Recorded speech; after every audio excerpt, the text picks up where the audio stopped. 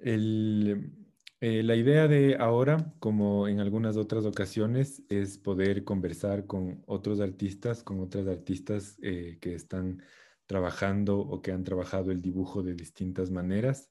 Em, entonces, en este grupo que supongo que igual tal vez se van a ir conectando, estamos estudiantes de la clase de dibujo experimental, que como te había contado Ana, son estudiantes de distintas carreras profesionales de distintos niveles, pero también invité un poco abiertamente a otro grupo de estudiantes de la clase de fundamentos de escultura, que ellas sí son de artes, pero veo que están poquitas todavía conectadas, pero entonces realmente es como un grupo diverso, diría yo, de personas que están como en distintos caminos.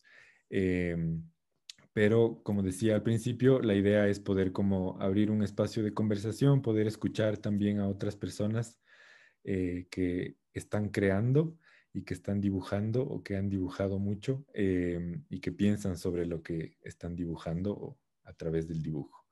Entonces, para eh, presentarles brevemente a Ana Fernández, es una artista ecuatoriana, ha trabajado, bueno, más bien dicho, se ha formado, creo yo, de lo que he podido conversar con ella en distintos lugares, no solo aquí en Ecuador, sino en Italia, en Estados Unidos. Y creo que así como las otras personas que hemos invitado a la clase, creo que algo bien interesante del trabajo de Ana es que su práctica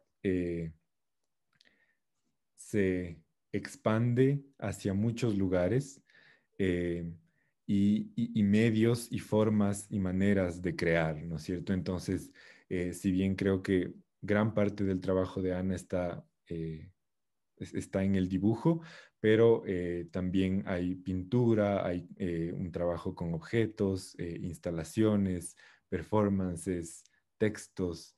eh, y bueno, como una expansión creo bien amplia y creo que justo un poco ese es el sentido para mí de esta clase, como el poder encontrar maneras en las que el dibujo como práctica artística se puede como expandir o puede como tomar de muchas otras disciplinas y maneras de crear para como transformarse, ¿no? Entonces, creo que tu práctica es así amplia, expandida, eh, pero como tú dices, hilvanada, ¿no? Como que están relacionadas todas estas partes que a veces parecieran como que se van hacia lados diferentes, también están como hilvanadas y conectadas. Entonces, gracias por aceptar la invitación. Em, y tú me dices por dónde empezar con las imágenes. Ok, gracias Roberto y saludos a todos los alumnos de tu clase o de tus clases. Em, bueno, sí podemos empezar por uno de los detalles de la procesión, no, mejor por la procesión entera. En eso, perfecto. Creo que ahí mm, se puede ver cómo la procesión es una instalación de dibujos recortados, dibujos hechos con tinta, recortados e instalados en una gran eh, instalación que en este caso de Cuenca, de la Galería Proceso en Cuenca, fue una instalación de 10 metros por 3,50 de alto más o menos. Si pasas a la siguiente, es la procesión como estuvo formada en Erotopías, que es una exposición en el 2013 en el Museo del MAC. Entonces, como digo, en esta práctica que es, digamos, un continuo entre diferentes manifestaciones como el dibujo, la escritura y el performance, existe como un hilvanarse, como un ponerse juntas estas diferentes maneras y contenedores también, ¿no? Uno de los poemas, si puedes pasar a la siguiente, uno de los poemas que son parte de la primera instalación de procesión que yo hice, que fue en California College of the Arts. En esta partecita donde está el podio está el libro, que son los 20 poemas que conforman el libro Museum in a Box, Miranda Texidor's Museum in a Box.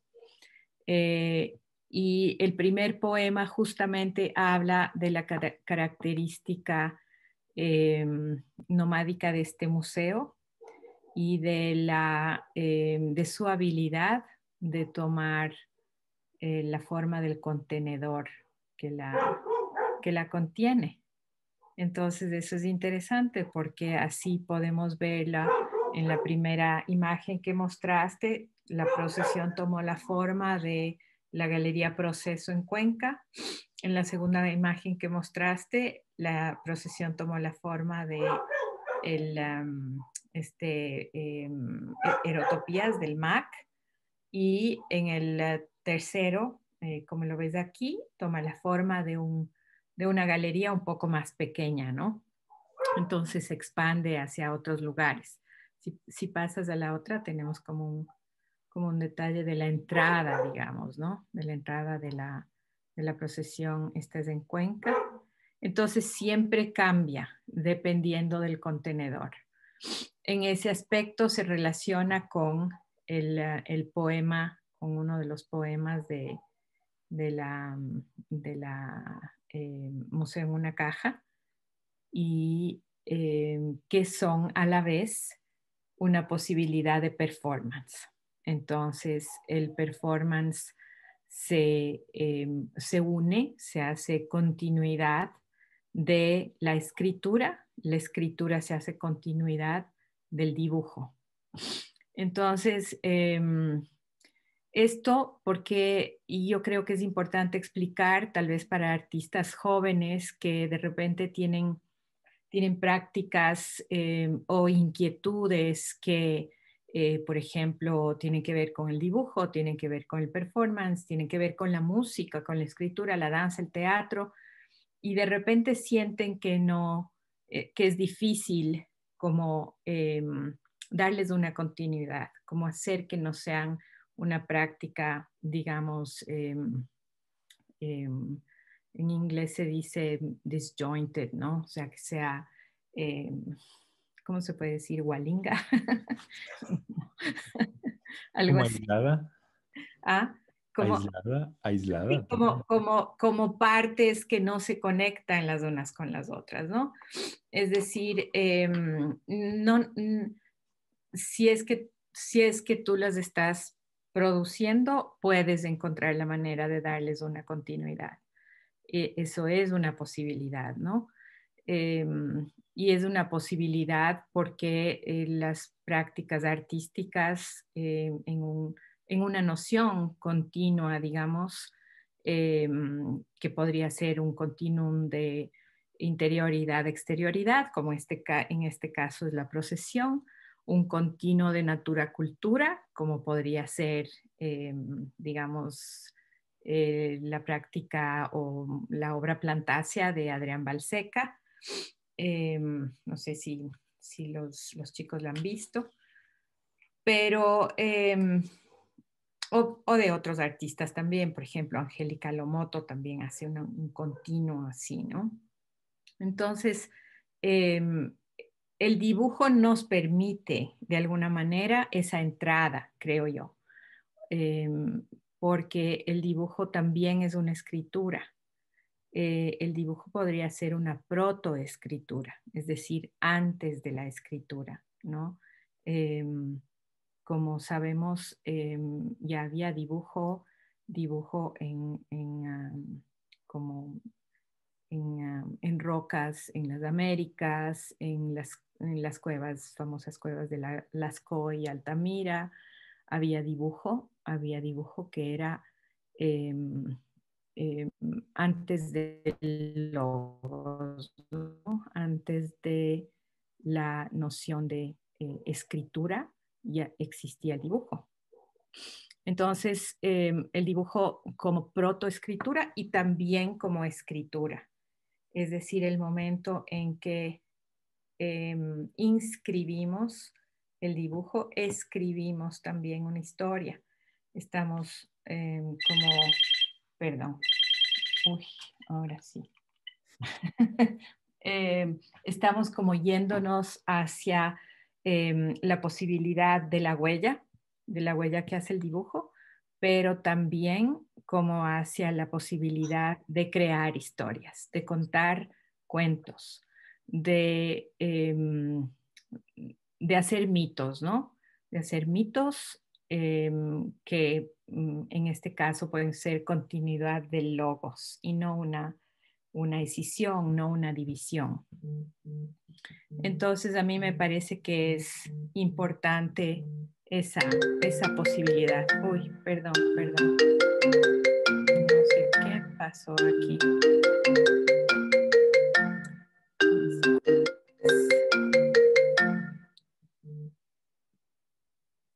Ok, perdón.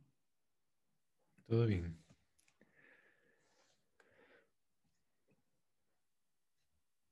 Ya. Ya no veo la pantalla. Ah, ya, ok, aquí está. Entonces, eso es como algo que yo aprendí justamente porque me encontraba en ese momento en que me era súper difícil ver cómo poner juntas esas prácticas. Me parecía imposible y me parecía que estaba teniendo una práctica completamente descuajeringada, esa era la palabra que quería buscar, una práctica completamente descuajeringada, ¿no? Entonces, creo que la posibilidad que nos da la escritura como inscripción y como huella es justamente esa posibilidad de hilvanar. Y si es que realmente nos ponemos a ver todo, todo ¿cómo se dice? Todo el contingente de lo que pueden ser las prácticas artísticas, pueden llamarse dibujo en el campo expandido. Eso no es difícil de hacer, no es difícil de pensar. Por ejemplo, se me ocurre un ejemplo que es muy bueno, como los artistas en el periodo especial cubano, solo dibujaban y escribían, porque no tenían la materia prima, no tenían los materiales, no tenían la posibilidad en materiales, medios económicos, de producir, de hacer sus esculturas. Entonces, se produjo como una cantidad de material impreso, en offset, grabado, en lo que podían hacer, o sea, echando mano, como decíamos del otro día que hablábamos del diario de Eva Gesse, ¿no? Echando mano de cualquier cosa que nos pueda permitir la creatividad. Entonces, el dibujo sí es un preámbulo, lo podemos usar obviamente como un sketch que viene antes del dibujo, digamos, ya como obra. Lo podemos usar como la estructura que viene debajo de la pintura también.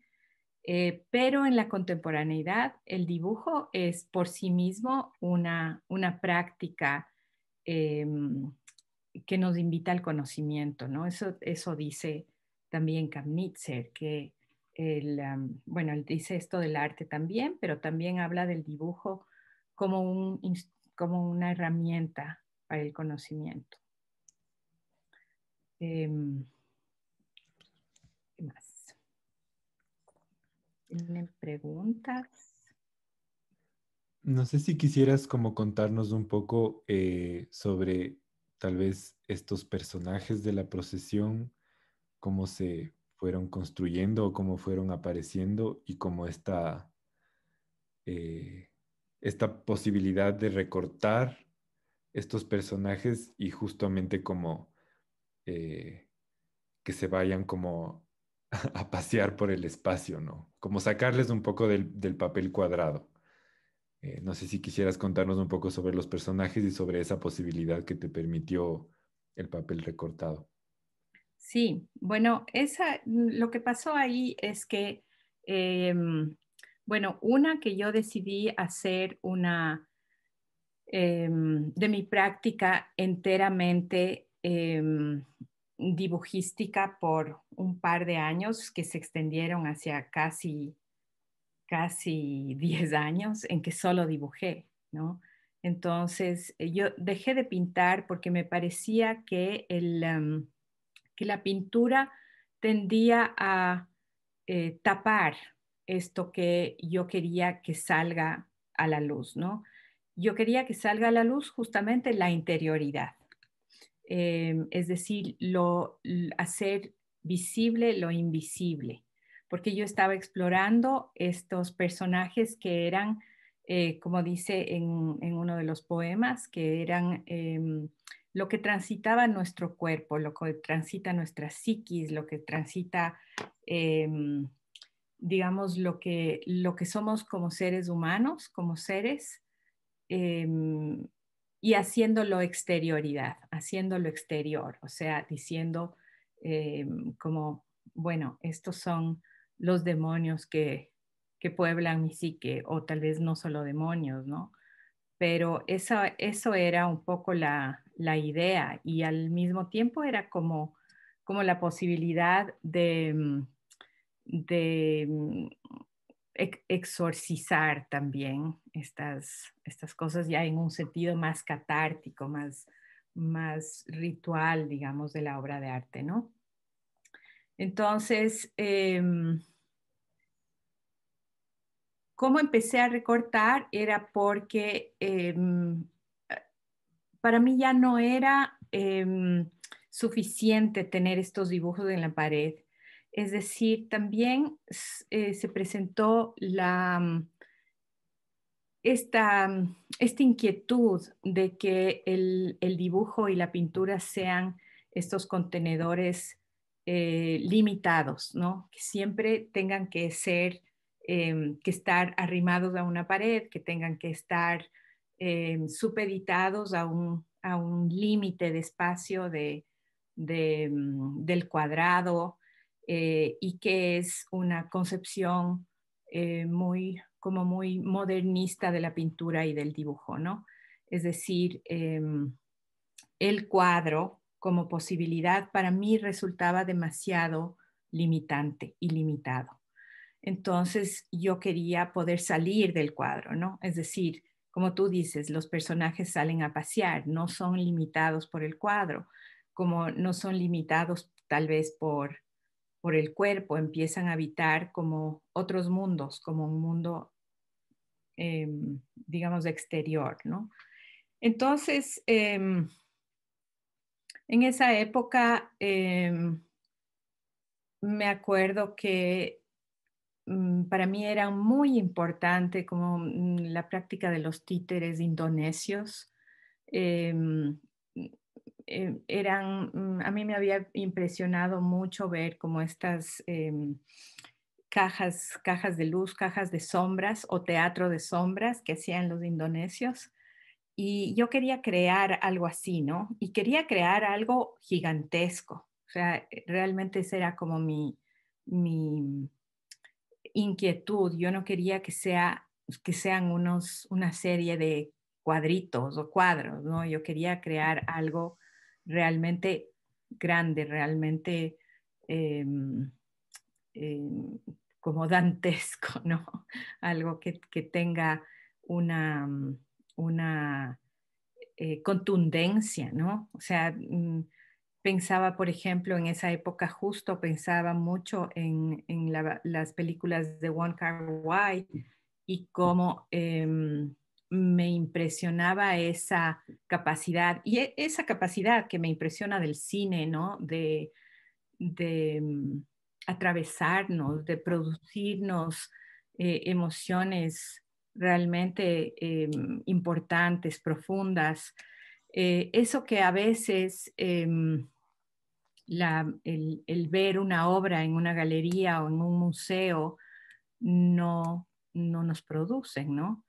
Em, y justamente la noción de procesión a mí me hacía pensar en las procesiones latinoamericanas, ¿no?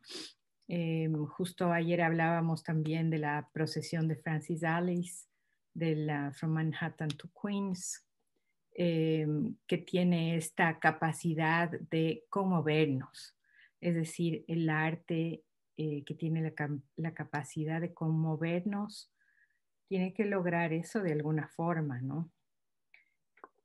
Obviamente esto no quiere decir que las piezas pequeñas y que la pintura y que lo que no tiene estas características monumentales sea incapaz de conmovernos.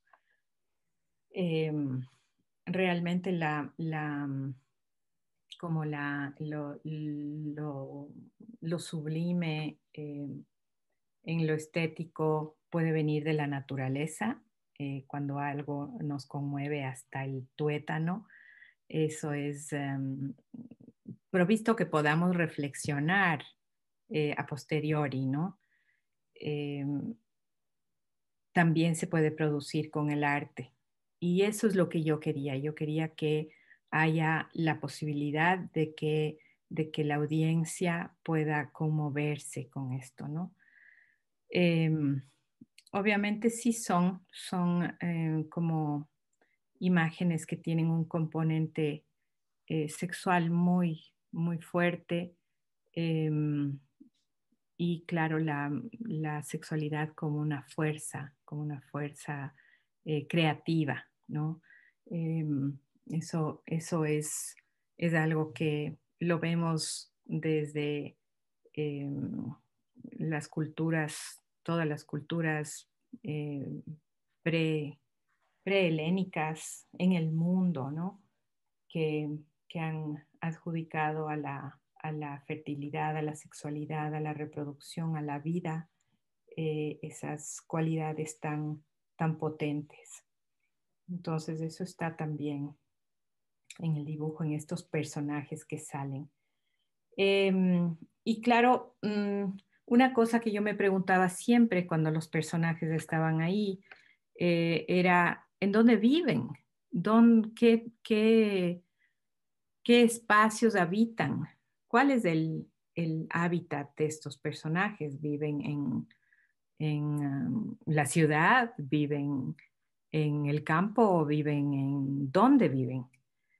Y poco a poco fui pensando que estos personajes habitaban lo que podemos llamar el cuerpo como un continuo, es decir, también esa noción de Leuciana del cuerpo sin órganos, ¿no? Em, y también esa noción de Leuciana de somos desiertos, pero somos desiertos habitados por bacterias, por floras, por faunas. Entonces todo eso se ve ahí. Em, También esto da lugar, como les dije, a estos poemas, ¿no? Que son los poemas del Museo en una caja, que fueron mi tesis de maestría. Em, También ahí está la posibilidad de la poesía a contrapelo de lo académico, de ser dada la importancia que tiene para conformar una propuesta artística, ¿no? Entonces, estos eran los poemas de Miranda Texidor, del Museo Una Caja de Miranda Texidor. que se llaman People's Republic, Miranda Texidor, Museo en una caja, Trátenos de ustedes, Mono en una caja, Circo en una caja, Teoría de los sueños, Procesión, Posesión, Cabezas, Remember, Samuráis, Account, Toys, Love Poems, Visita al Presidente, Maggots y Verde con flores rojas.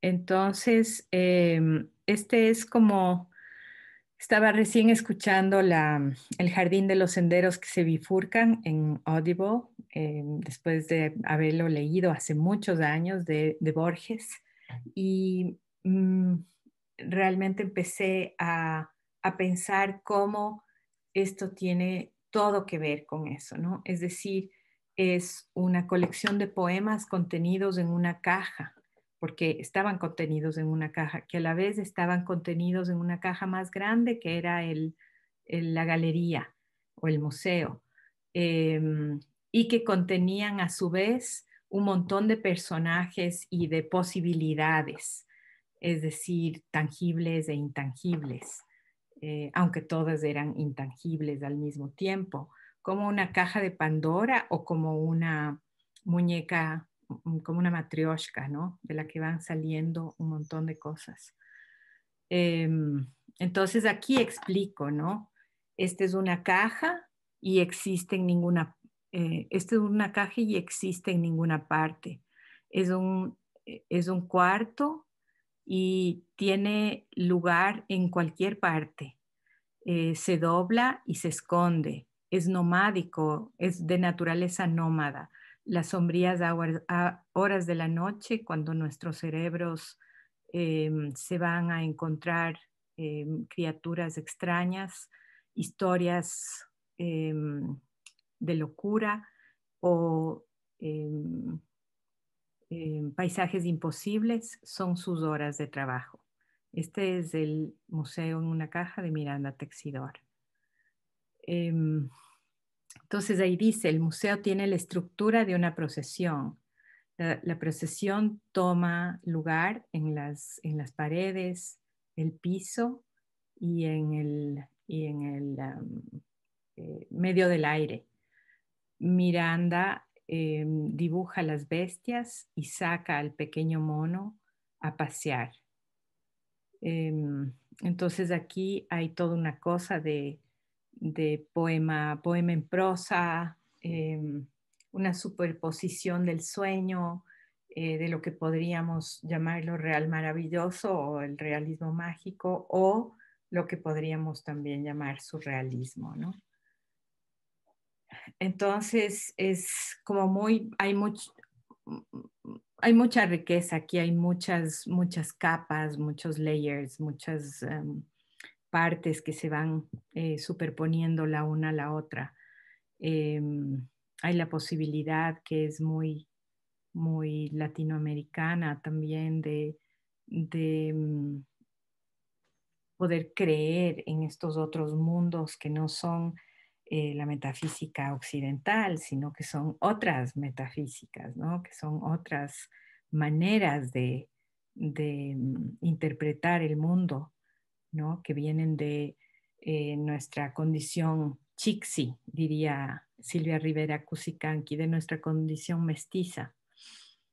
Entonces ahí se unen también, claro, son atravesadas por tantas otras problemáticas, todas estas cosas, ¿no? Entonces algunas de estas han sido hechas, algunos de estos poemas han sido hechas performance. En este me refiero a las dos Mirandas Texidor, que la una es la doctora Miranda que hace la investigación y la otra es la Miranda que sale a la calle, ¿no? Que hace el performance. Que es un poco lo que pasa con este heterónimo que yo he creado, ¿no? Digamos que yo soy la parte más del día a día y y Miranda es más extravagante y sale a la calle. No, como yo digo, no tiene ni madre, ni padre, ni perro quien le ladre. Entonces, este personaje salió a la luz por primera vez en el 2007, cuando enactué de los poemas de Miranda Texidor, La teoría de los sueños. Esta foto es chiquitita y qué lástima que no tengo más, pero esto era cuando expliqué por primera vez vestida como Miranda Texidor de qué se trataban los sueños. Entonces la teoría, intenta ser como una teoría a la Dr. Freud, la teoría es que los sueños se cocinan en el cuerpo mientras dura la noche y todos estos personajes y todas estas partes que nos habitan hacen su viaje hacia los locales cerebrales en donde nosotros podemos ver como si fuera una película nuestro sueño. Esta teoría que era un poco traída de los pelos, después no resulta ser tan traída de los pelos porque si es que nos ponemos a ver, por ejemplo, en comunidades indígenas de la Amazonía, donde los záparas, los shuar, los achuar, cuentan sus sueños en la mañana siguiente después de haber soñado. Es como encarnación, incorporación, ¿no? Es el darle corporalidad al sueño, el darle corporalidad a estas imágenes. Bueno, entonces esa fue una y la otra es digamos que la más conocida o la más famosa, que la hice por primera vez en San Francisco, California, en una digamos, performance social que hubo de muchos artistas que se llamó The Cries of San Francisco, en donde era como este mercado afuera en donde se regalaban, se vendían, se intercambiaban un montón de cosas poéticas, ¿no? La mayor parte de cosas eran realmente poéticas. Era como un enactuar de nuevo un mercado de los que existían antes. Entonces, para esto, yo me imaginé cómo era la mesa rodante de Miranda Texidor y ahí el diseñador Víctor Hoyos me diseñó la mesa que después se abre y se hace esta maleta con ruedas que después se abre y se hace mesa para poder escribir los poemas. Entonces, el grupo de mujeres con los que yo trabajaba hicimos el uniforme de la Miranda o el vestido. Entonces ahí también otra transversalidad, ¿no? Del grupo de costureras trabajando juntas, compartiendo historias, que también dio lugar a otras, digamos, acciones en la esfera pública que fueron justamente las de coser en grupo, ¿no? Entonces ahí hicimos los zapatos, hicimos el vestido, hicimos el gorro. Y entonces esa fue la segunda de las acciones que hice en esa época.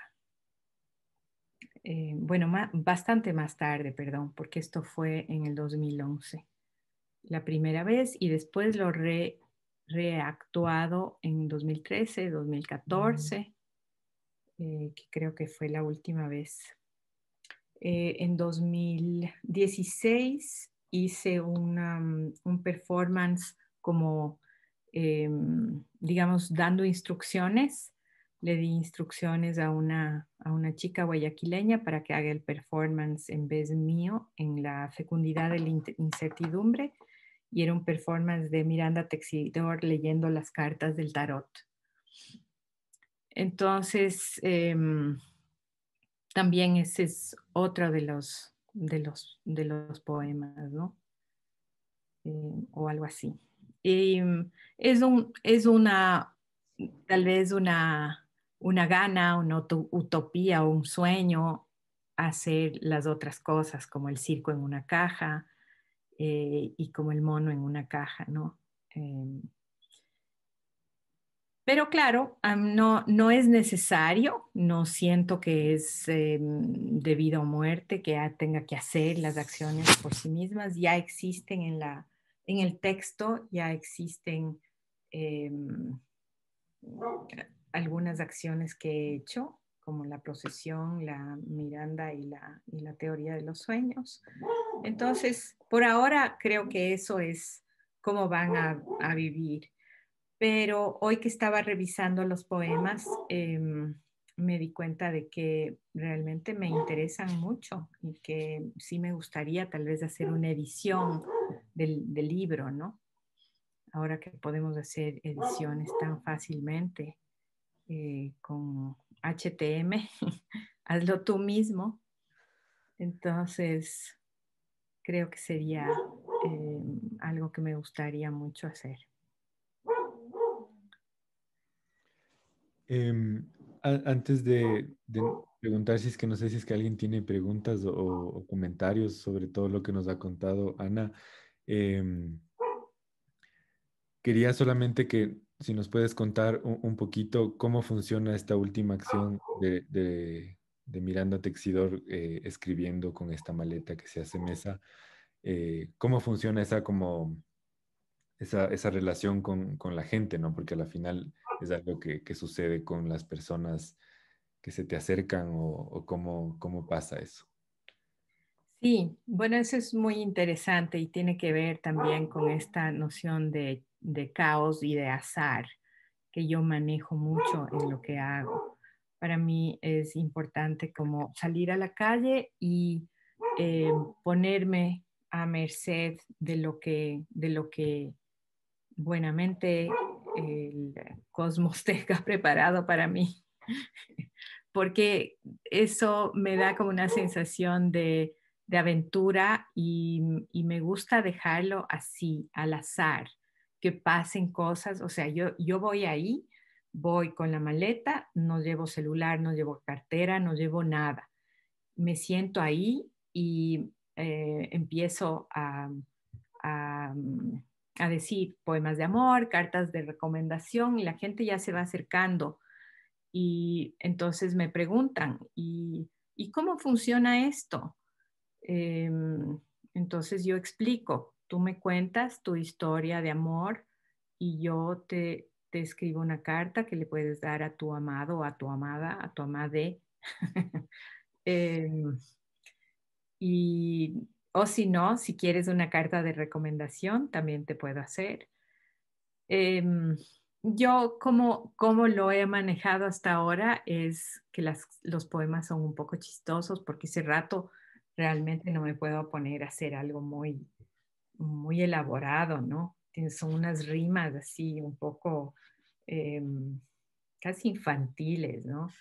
Y las cartas de recomendación también son como para otro planeta o alguna cosa así muy imaginativa. Pero entonces lo que se produce es algo muy bonito porque las personas vienen y qué sé yo, te puedo contar un montón de ejemplos, ¿no? Por ejemplo, la primera vez que hice esto en la Plaza de la Independencia, vino un guardia y me dijo, ¿usted tiene permiso para estar aquí en el espacio público? Entonces le dije, no tengo permiso. Me dice, ¿y qué hace? Entonces le digo, hago cartas de amor. Entonces dice, ¿y cobra? Digo, no, son regaladas. Ah, ¿y cree que me podría hacer una carta? Entonces ya se olvidó del permiso y me contó su historia. Me contó que él se había portado mal con su novia, pero que era algo que no significaba nada, pero quería hacer una carta para pedirle perdón. Entonces esa fue la primera carta que escribí. Y así por el estilo se fueron sucediendo muchas cartas, la gente se acerca, unos como más divertidos, otros como mucho más serios, como todo lo que pasa en la calle, ¿no? Hay personas que se toman esta acción muy en serio y yo también me la tomo muy en serio. Y hay personas, por ejemplo, que me dicen, pero ¿cómo va a hacer esto gratis? Tome un tamal o tome una manzana o quiere que le traiga un jugo. Entonces hay este intercambio. Lo que es súper interesante es que en este caso la forma que toma la, la obra es una forma relacional, ¿no?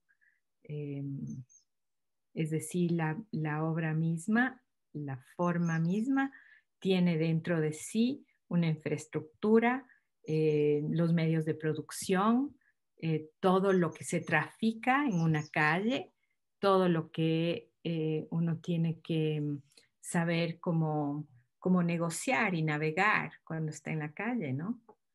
Eh, entonces, ahí se producen un montón de relacionalidades, un montón de, mm, de capas de significación también que van la una encima de la otra. Es generalmente los días que he hecho eso termino hecho polvo porque me convierto como en un consultorio del amor, ¿no? En que doy consejos sobre el amor. Em, ¿Por qué no? Sí, eso. No sé si alguien tiene alguna pregunta o algún comentario.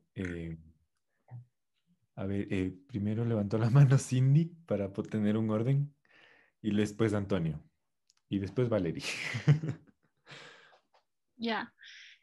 Hola Ana, me parece muy chévere todo esto que haces, especialmente con esta especie ¿qué sería? Como exposición que tuviste con esto de Miranda Texidor.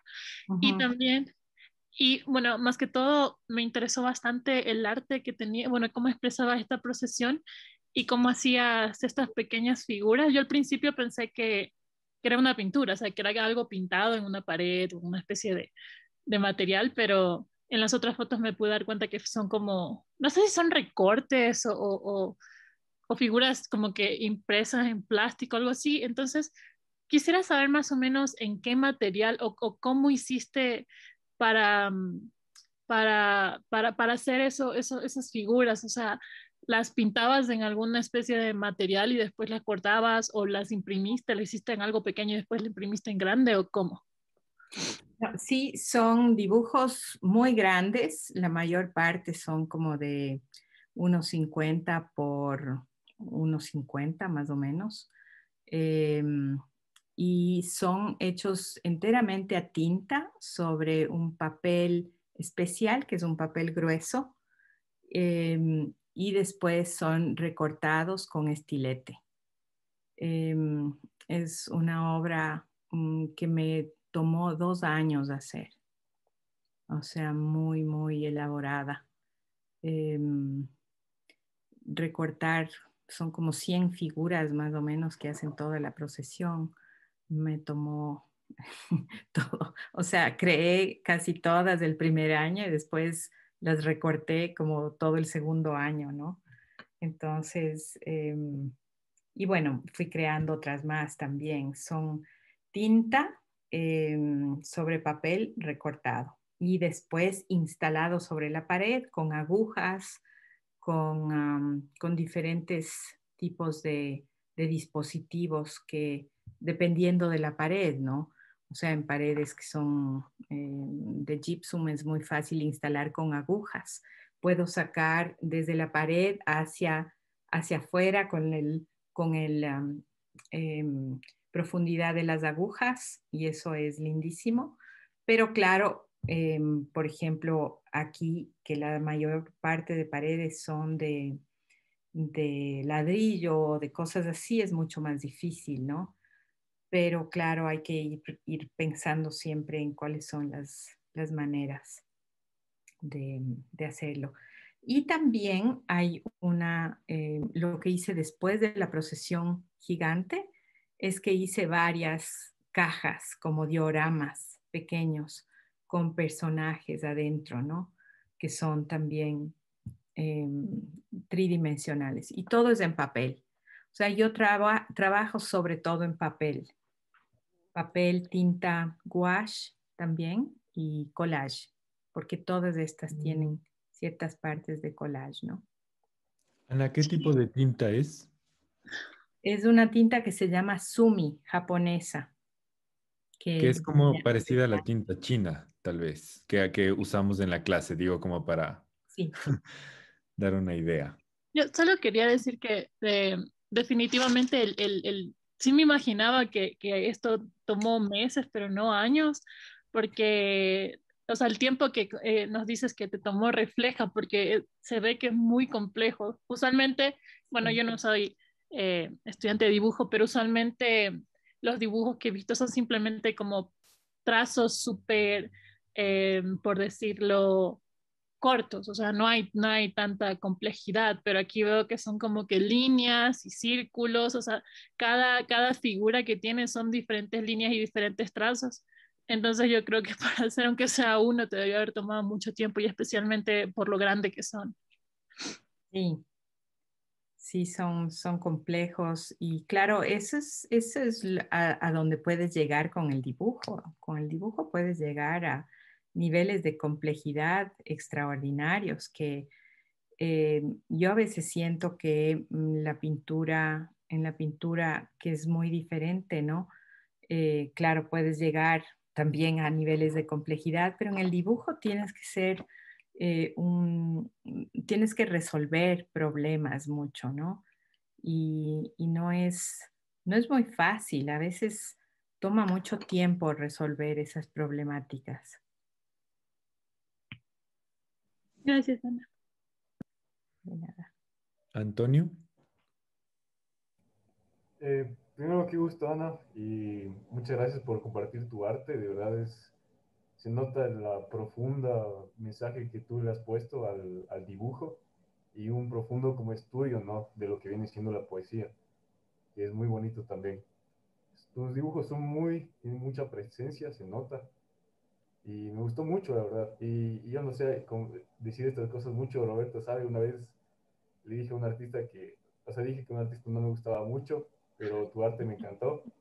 Y también me encanta mucho que no lo dejes ahí, sino que lo pones como a experimentar afuera y tú te vuelves un personaje con las personas y como por así decir, como que tú confirmas que lo que tú estabas pensando es verdad, como que las personas tal vez necesitan a un consejero del amor o tipo cosas así, y son oficios que no hay, o sea, es algo muy bonito que haya esa oportunidad como que de pedir como que un favor, ¿no? A una persona que tú no sabes qué decir a alguien cuando estás en esto del amor o tienes problemas, pero pedir consejos a alguien y que sepa y que sea un consejo de calidad es muy bonito y que pueda estar ahí presente. Qué lindo tu arte, sí, me gusta mucho. Gracias por compartir. Gracias, gracias, Antonio. Sí, eso me recordó que hay una de las inspiraciones para los poemas de amor era no me acuerdo ahorita el nombre del personaje, pero era del amor en los tiempos del cólera, que tenía como oficio, y esto había antes en los mercados, había el escribidor, ¿no? Que tenía como oficio escribir las cartas o los poemas de amor y al mismo tiempo ofrecía un consejo, ¿no? Que ahora tal vez hoy en día nos vamos al psicólogo para que nos dé el consejo, pero no nos da escrito. También una pregunta que casi lo olvido, ¿cierto? Sí, El compartir el arte yo siento que es algo muy valioso, ¿no? De uno, como que es algo que uno valora bastante, porque a mí me encanta escribir. me encanta escribir y todo eso, pero yo siempre me pregunto en qué momento un artista se pregunta que su arte necesita el mundo y lo comparte, porque ve que ya lo entiende a tal manera que ve que no hay, que no existe y que las personas necesitan entender este mensaje y uno les comparte el mensaje. ¿En qué momento uno dice Esa es una buena pregunta. como que en este momento yo me abro al mundo? Como que vale la pena, sí. Nunca vas a saber si vale la pena o no si es que no te abres al mundo realmente. Es decir, creo que eso es lo que tiene que hacer siempre un artista, como tratarse en el mundo, ¿no? Salir al mundo, salir a donde sea que sea el escenario para un teatrero bailarín, sea la eh, exposición para un artista visual, sea el escenario para un músico, eh, pero nunca vas a saber y no vas a tener ese feedback del mundo exterior si es que no te lanzas, ¿no? Es, es un momento como de lanzarse al vacío y volar. Eh, si te caes, te caes, te limpias el polvo y te levantas de nuevo y sigues tratando, sigues participando. Qué lindo, y muchísimas gracias por compartir tus mensajes y tu arte. Gracias. Gracias a ti. Ana, si todavía tienes tiempo, podemos seguir respondiendo las manos que se levantaron. Em, Valerie también levantó la mano, y después Samantha, y después Belén, que también está aquí. Hola Ana, a mí me gustó un montón tu trabajo, siento que mezcla un montón diferentes estrategias y disciplinas y personalmente a mí me gusta un montón el arte participativo y el performance porque hay esta posibilidad de conectar con las personas a un nivel un poco más profundo y o sea, estas historias que nos cuentas de cuando estabas haciendo estas cartas y estas cartas de recomendación. em, Ponte esto del trueque y de volver como a esas formas como más recíprocas, me parece algo súper bonito. Y más bien como yo tenía una pregunta en cuestión a cómo sabías cuándo terminar tu, tu performance, porque a mí me parece, esa es una como parte bien difícil de hacer eso, porque a mí al menos me parece que una vez que ya comienzas puedes hacerlo, pero en qué punto lo terminas y que no sea como abrupto, porque no hay este guión que te dice hasta aquí, hasta aquí y ya no hay más. Entonces, eso quería preguntarte. Gracias, esa es una muy buena pregunta también. Yo cuando me canso ya me alzo. O sea, generalmente cuando estoy afuera en la calle me quedo horas, me he quedado hasta 8 horas, por eso me traen el almuerzo. Entonces termino hecho polvo, digamos que he empezado, qué sé yo, a las 10 de la mañana, termino a las 4 de la tarde y estoy hecho leña y ya me alzo. Como ese horario, un horario de verano que decía, abrimos cuando venimos, cerramos cuando nos vamos. Y si vienes y nos encuentras, entonces nos vemos. Esa es la idea. No, como muy fluido, ¿no? Nunca me he quedado menos de unas 4 horas. Pero es cansativo, o sea, te cansa, llega un punto en que estás, eh, no, la energía ya se va terminando porque realmente es un trabajito y muchas veces, claro, hay sol. Las veces que he salido tanto en San Francisco como en Cuenca, como en Ambato, como ¿dónde más he hecho esto? Bueno, en el centro de Quito varias veces. siempre me ha tocado un sol. Entonces, ya después, o sea, cuando yo me siento cansada y ya veo que ya no hay tanta gente y eso, empiezo a doblar la maleta, y la gente sigue viniendo y me preguntan quién hizo la maleta, cómo doblar, etcétera. Pero lo hago así como fluidamente, ¿no? No,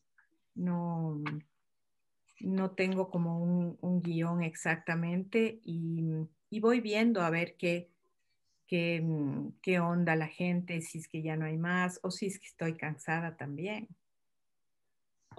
Eso, Gracias. de nada. Samantha, ¿tú tenías también un comentario o una pregunta? Sí, hola Ana. Igual a mí me gustó full tu obra. Me gustó full que es como muy grande y experimental. Y hay una parte que, o sea, una obra que me gustó full, que hablas de la interioridad y la exterioridad y los demonios de tu mente. Y quería como preguntarte de dónde te inspiras para como materializar esas ideas que son más imaginarias o que son como difíciles de explicar, digamos, como el inconsciente y esas cosas. Ujú. Gracias, qué buena pregunta, Samantha. Bueno, la procesión sobre todo nació después de haber leído algunas cosas como mujeres que corren con los lobos. Estaba leyendo a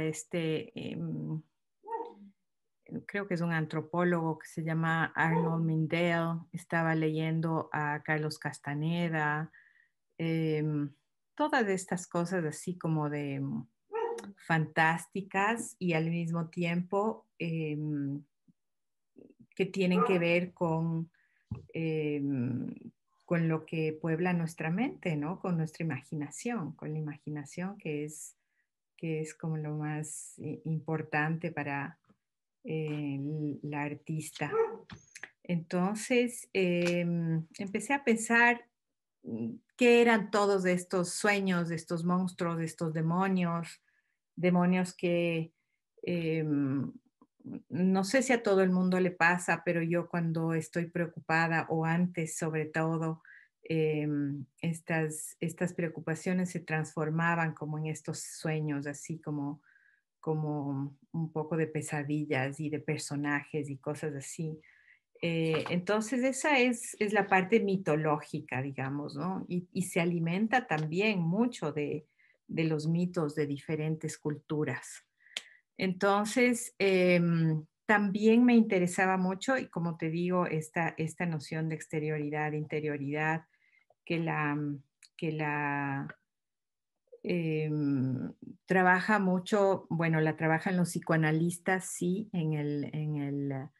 digamos que en la em, teoría o filosofía occidental, pero también lo trabajan un montón de otras culturas de otras maneras. Interpretan los sueños de otras maneras, los utilizan en su día a día para guiarlos en ciertas cosas. Entonces yo me propuse hacer como esta investigación, digamos, que no es una investigación académica, sino que es una investigación poética, ¿no? De qué eran estas criaturas y dónde las podía yo emplazar y qué podían significar.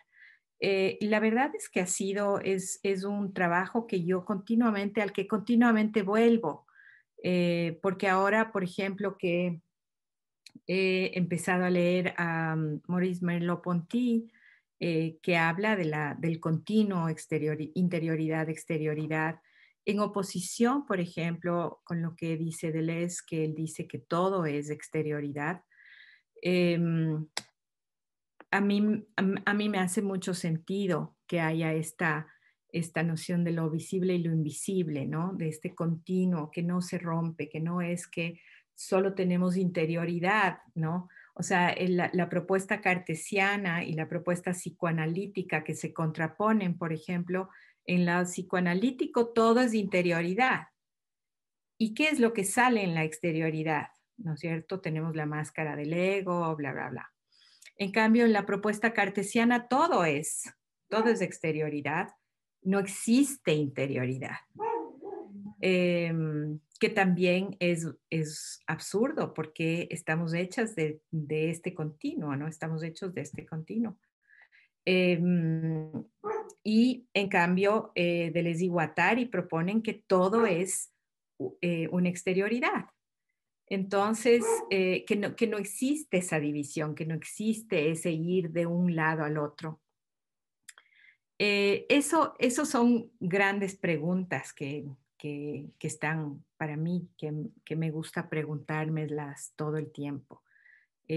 ¿Cómo se hace ese continuo? ¿Es posible hacer ese continuo o no es posible?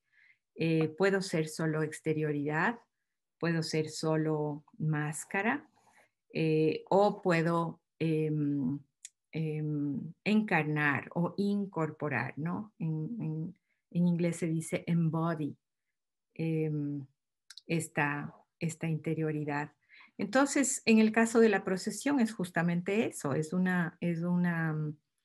hacer exterioridad de esta interioridad y trabajar con eso que supuestamente es algo como muy, tal vez como oculto, ¿no? Sin embargo, no es.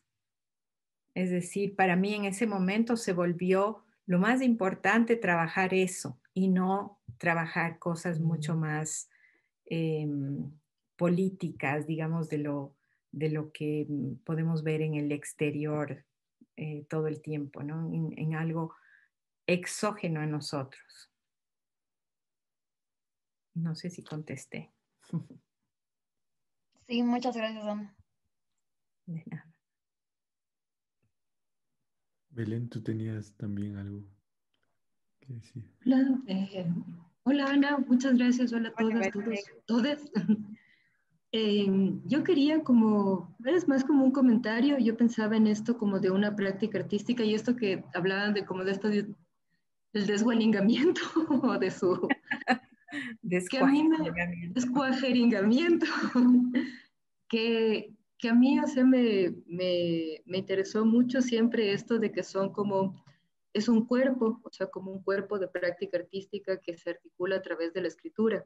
Y esto sobre todo es clave tal vez en el momento en el que esto ocurre, en el que mucha gente se enuncia a sí mismo como yo soy pintora o yo soy escultora o yo hago esto y esto significa no hacer otra cosa o como yo soy educador o soy artista, sino que es como un cuerpo de una experiencia artística.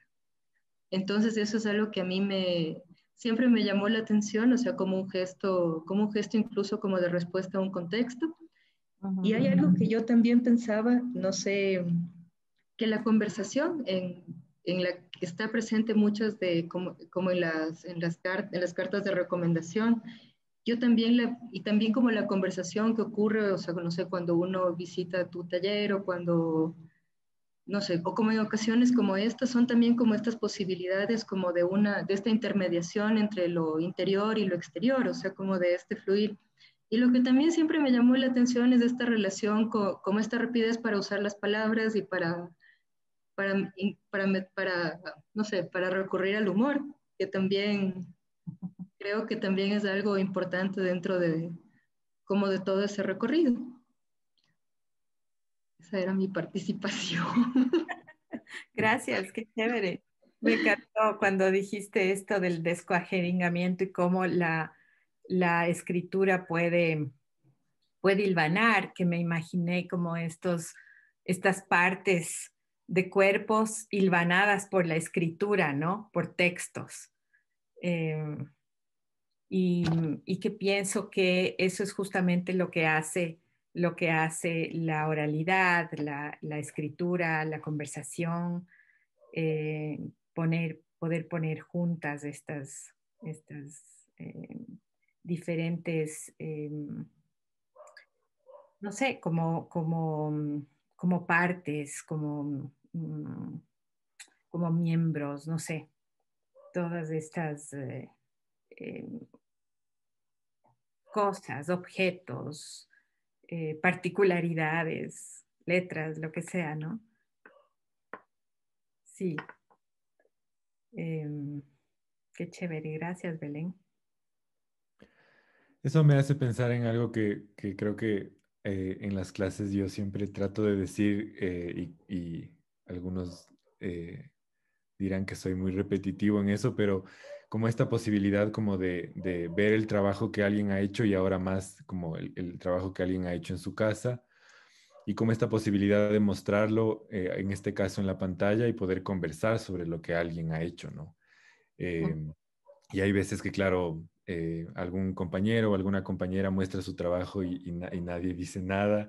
Y yo trato así como eh, de motivar a que haya como esta participación, pero creo que es justo como por esta idea, ¿no? Como de poder justo como hilvanar lo que nos está pasando o como hacer este como paso de lo que cada uno está como pensando o sintiendo o esta interioridad y cómo llevarla como a un colectivo y que en ese ir y venir pueda como tener otros nuevos sentidos, ¿no? Eh, y que creo que a veces es también, creo, el trabajo del arte y de las clases de arte, ¿no? No solamente aprender a dibujar, digamos, sino como tener estos espacios como de encuentro en el que puede haber este viaje, ¿no? Si es que es viaje o este como paso eh, entre interioridades y exterioridades, digamos. Paso a desnivel.